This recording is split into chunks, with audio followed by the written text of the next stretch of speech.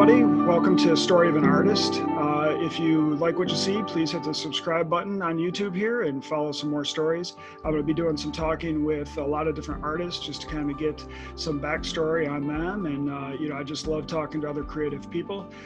So today I am talking to Erinico O'Meara. And if I mispronounce that last name, go ahead and correct me.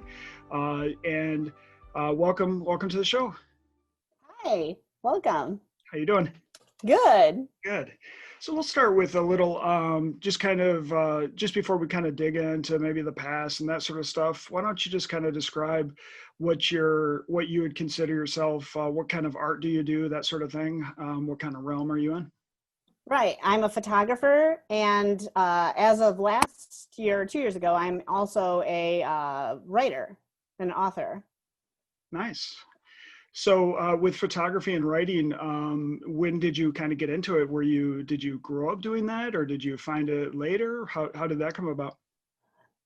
It kind of started as I was having a family. My father-in-law gave my husband now and I an engagement present of a Canon camera, an EOS film camera. And I kind of took it and took off with it and kind of became the expert of using that camera, and used that to photograph my family as we were growing together. So that's kind of what started it, was just getting a film camera that I was able to just use as I liked.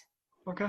And so at some point you made the transition over from film to digital, I'm assuming. How long did you shoot film for?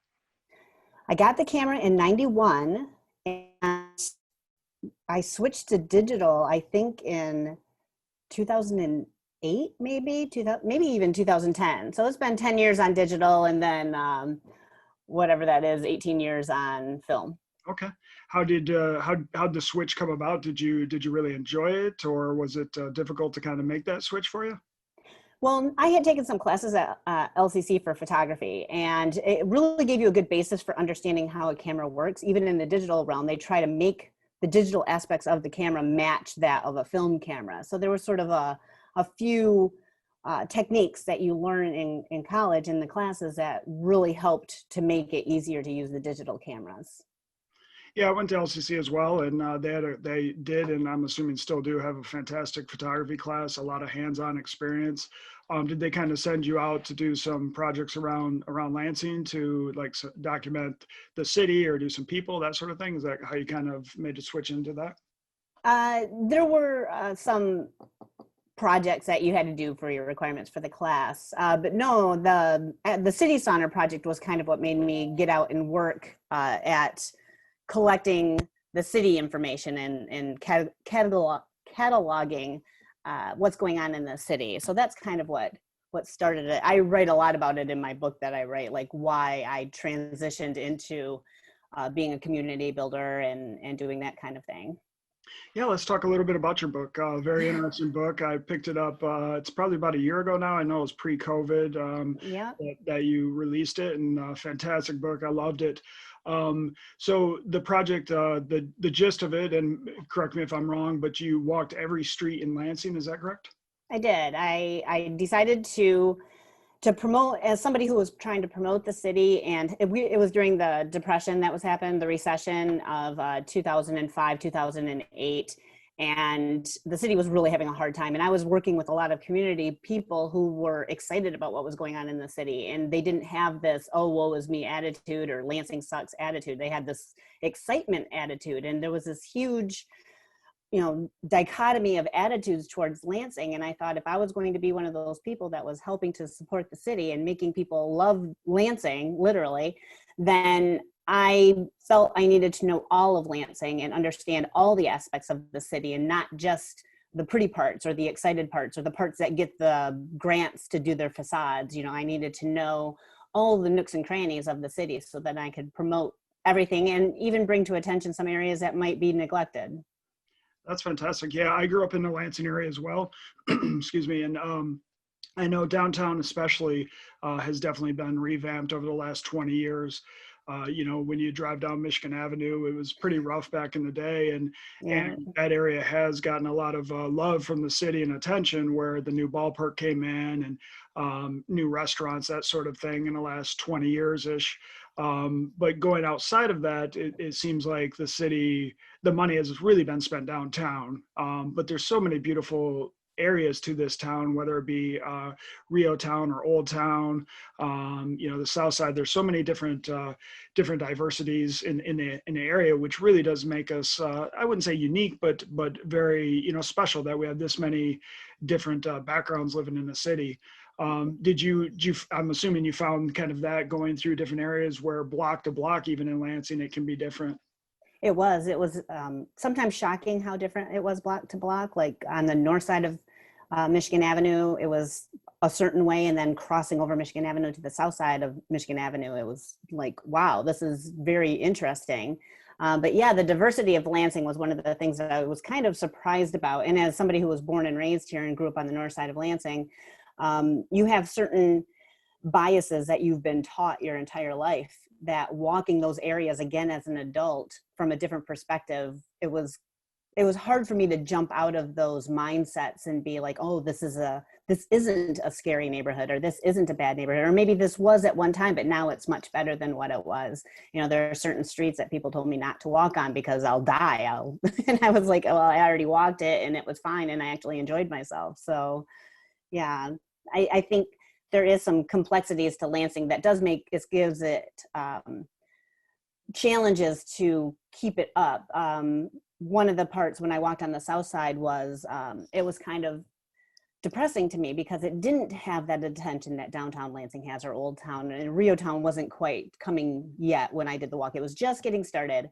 And I remember writing about that in one of my blogs, and Kathy Dunbar, who is the councilwoman for that side of town at the time that I did the walk, she was like, let me show you what we got going on. And she took me for a drive all around the south side and pointed out all these amazing things that I just, even as walking, I wouldn't have known that they were there. But like the trailway that went in over on Waverly Avenue, Waverly, there was some urban gardens that she'd been working on to help refugees, because there's a very strong refugee population down there that they've been working with down in that area. But she also let me know that the challenges is that the south side doesn't have the historical aspects that downtown Lansing has, like the Old Town, downtown Rio Town. They don't have the historical aspects, so they don't qualify for the grants that those areas get. Right. And so they don't get facade grants. They don't get money coming in, because they were more of a thoroughfare to get people from the south side of the state up to General Motors to work. And so that gives them a completely different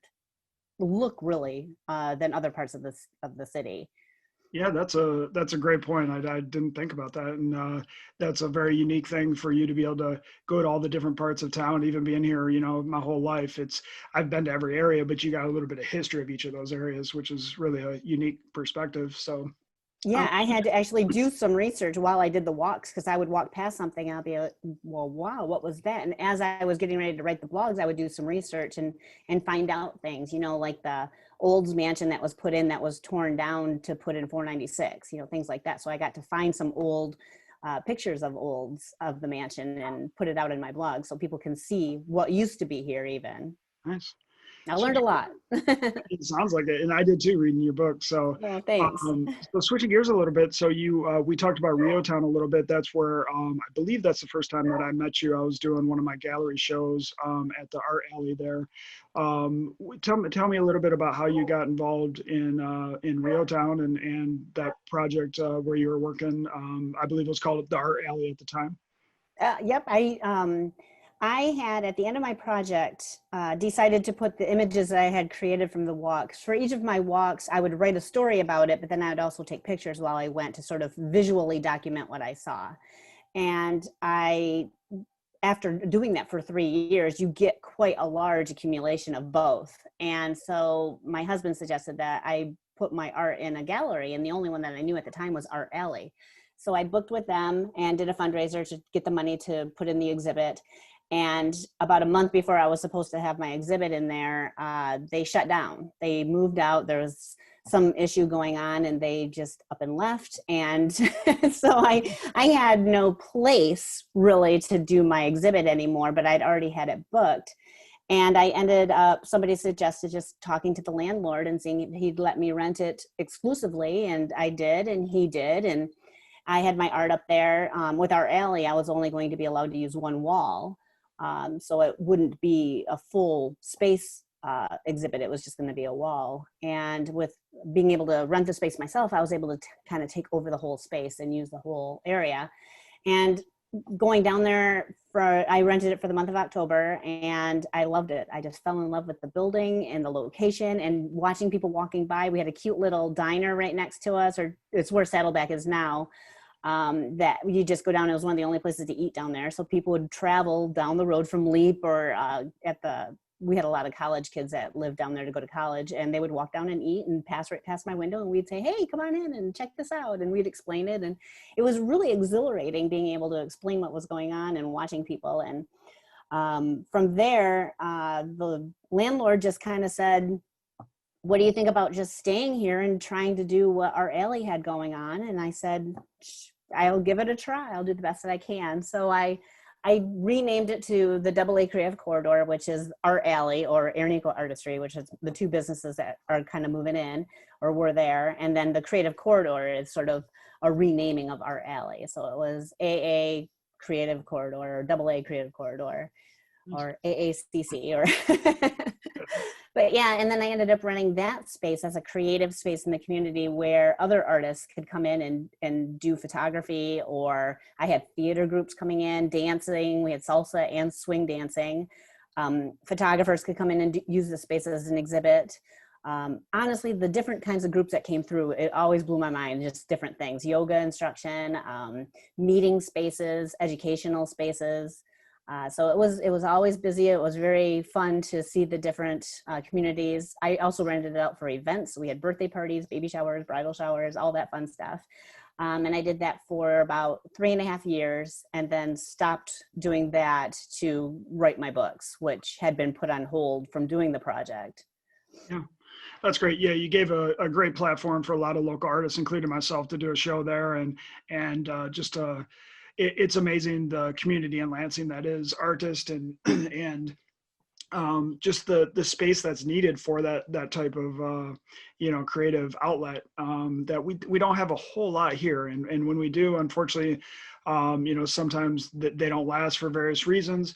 But while they're there, they're great. I wouldn't say pop-up, because a pop-up's like a day or something. They were years, Right. much longer than that, and just a great location for people to show their work. So I know you helped a lot of artists with that. So I know I Yeah. appreciated that, and other Thank photographers I did, and my dad. So so after your book here, so I know you also do some portrait photography and family photography, that sort of thing. Is that right? Yep, I continued through all of that, even the City Center project, to continue doing my business, which is Ernico Artistry. That's been going since, it's technically been 20 years, but I've been LLC'd for 8 years now.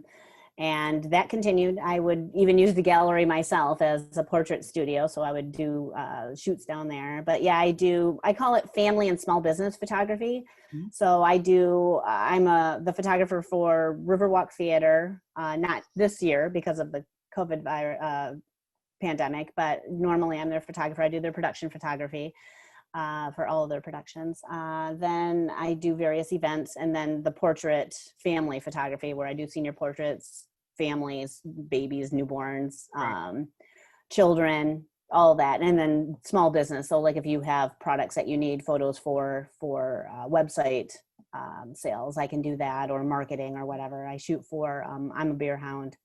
I do their product photography. Great.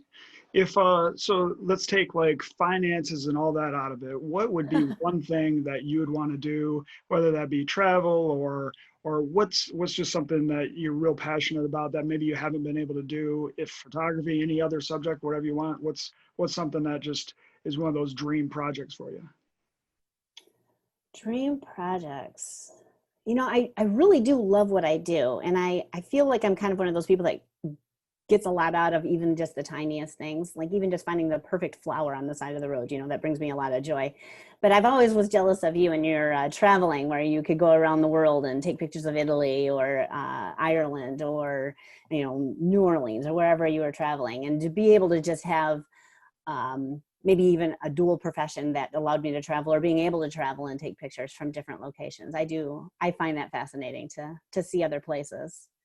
Yeah, and it's tough. Like travel photography has changed so much over the years, and you know, I have a day job, and then I'm able to do that. And my last day job was I was able to travel and do a lot of photography all over the U.S. And then personally, me and my wife love to travel, so it's been great. And you know, what I find is like you said is, you know, just you find all these pockets of people. We're all similar, you know, whether it's Mm-hmm. in Italy or Ireland or here in Lansing, we're all similar. And I love just getting inside the community like you did with your book, to just kind of, you know, get away from the tourist areas. Like if I'm in Italy, you know, I'll go to all the places in Rome or whatever, but then I'll go on some side streets and just kind of feel what the real community is about. And I do that in the US too. And that's the one thing I loved about your book too, is just, you know, you weren't just downtown, you're everywhere else. So well, I really appreciate your art. You know, you do some beautiful work, and you're doing a lot of great stuff around the community here. How could people find your work to view it or to purchase your book?